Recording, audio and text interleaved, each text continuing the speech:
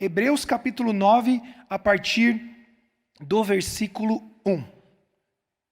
Diz assim: Ora, a primeira aliança tinha regras para a adoração e também um tabernáculo terreno.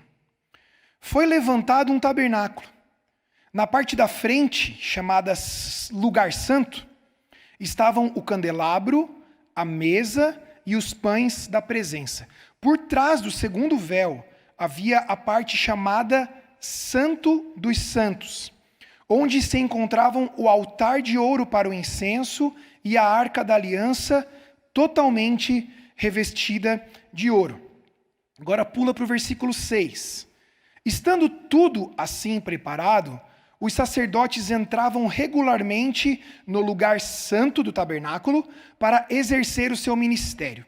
No entanto, somente o sumo sacerdote entrava no Santo dos Santos, apenas uma vez por ano e nunca sem apresentar o sangue do sacrifício que ele oferecia por si mesmo e pelos pecados que o povo havia cometido por ignorância.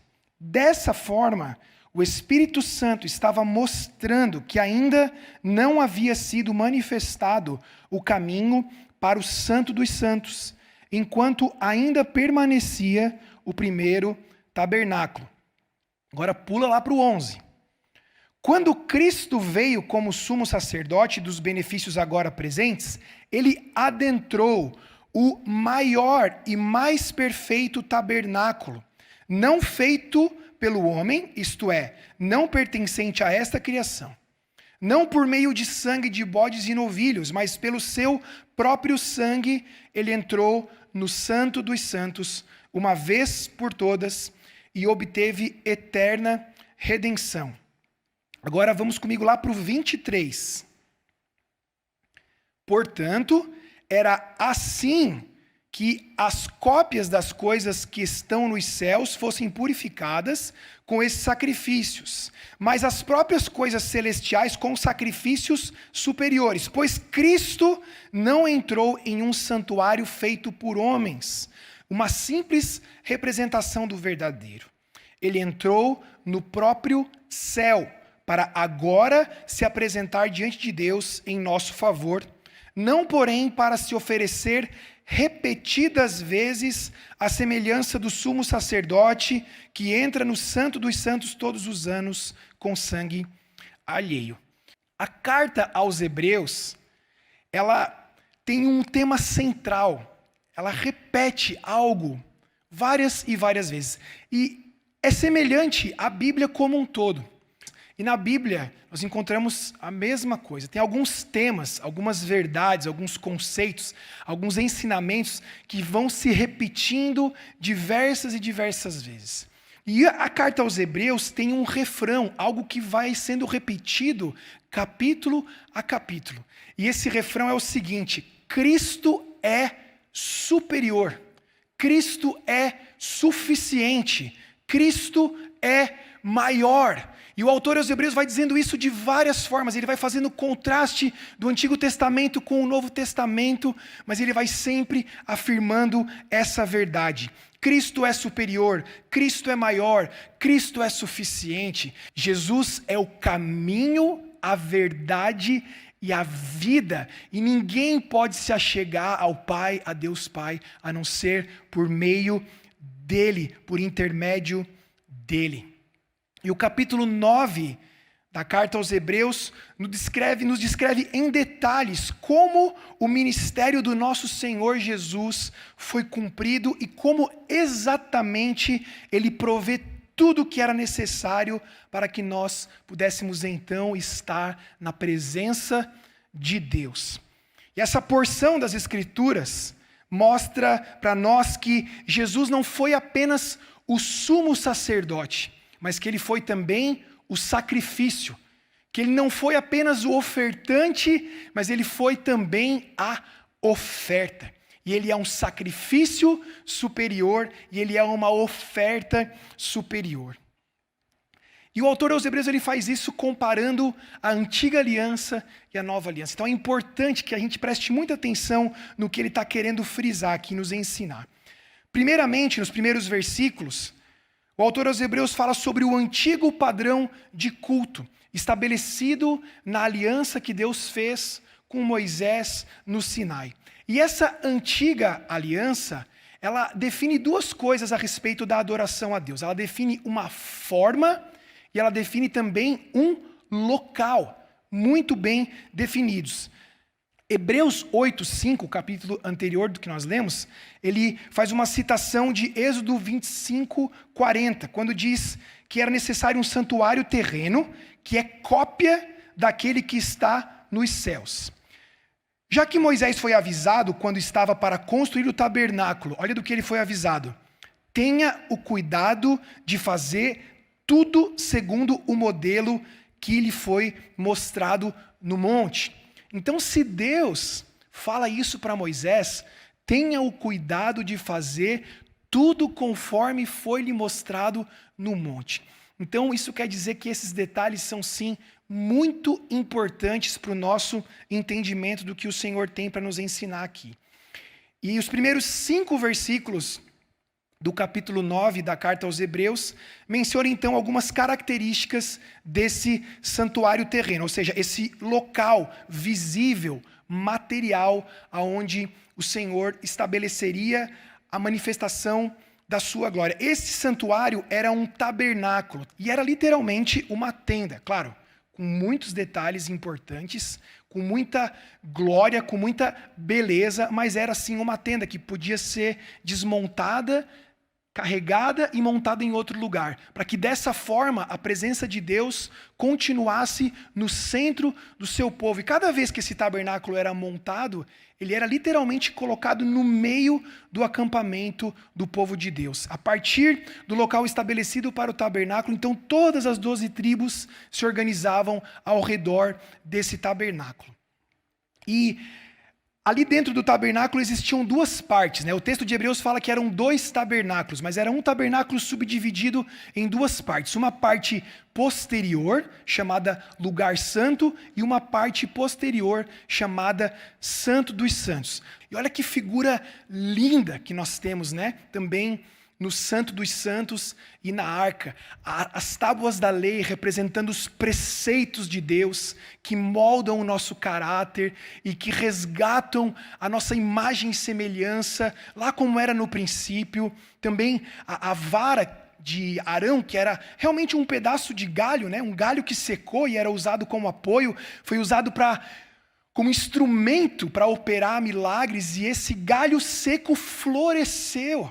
Da mesma forma como eu e você, sem a mão de Deus, sem a presença de Deus, também estamos mortos, secos. Mas quando na mão de Deus, o Espírito Santo faz florescer em nós o fruto do Espírito. E também estava ali o maná, que representa a provisão de Deus, o sustento de Deus, dia após dia. Mas o próprio autor aos Hebreus, no versículo 5, ele diz o seguinte: a respeito dessas coisas, não cabe agora falar detalhadamente.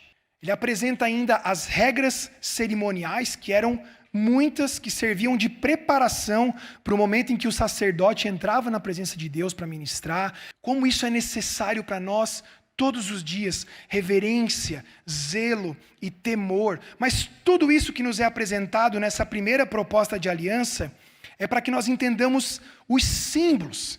Há um simbolismo importantíssimo para o nosso entendimento da obra que Deus estava fazendo.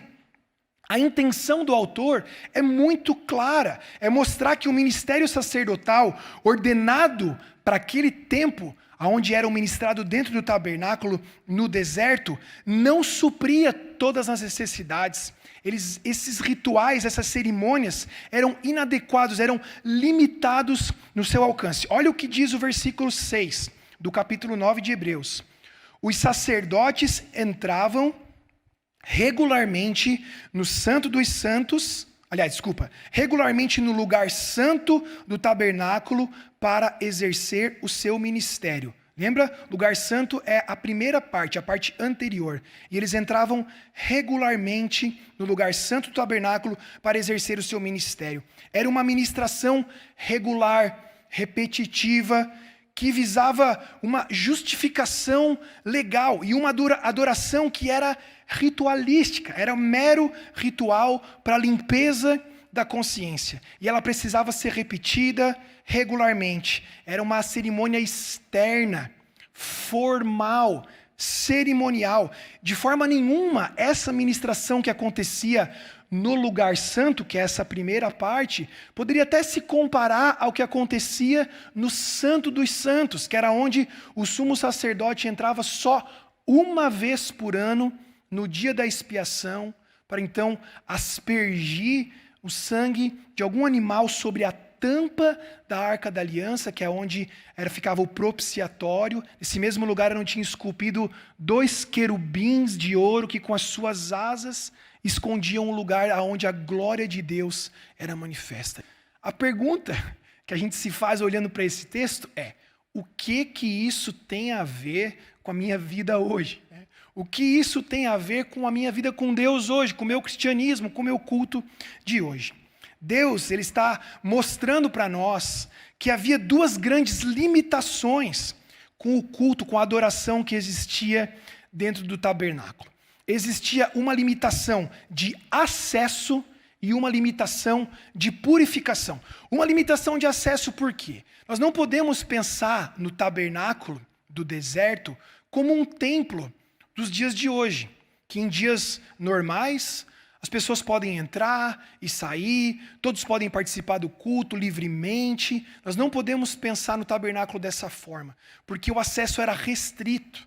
As pessoas, digamos assim, normais, que não eram da tribo dos levitas, que era da onde os sacerdotes vinham, essas pessoas podiam no máximo circular no pátio, que era onde tinha o altar da parte externa e a pia da purificação. Mas no lugar santo, somente os sacerdotes que eram levitas podiam entrar. E como eu já mencionei, no Santo dos Santos, somente o sumo sacerdote uma única vez por ano. E havia também um limite de purificação, porque aquelas ofertas, como diz o versículo 9, olha lá, as ofertas e sacrifícios não podiam dar ao adorador uma consciência perfeitamente limpa, por mais que ela fosse repetida várias vezes.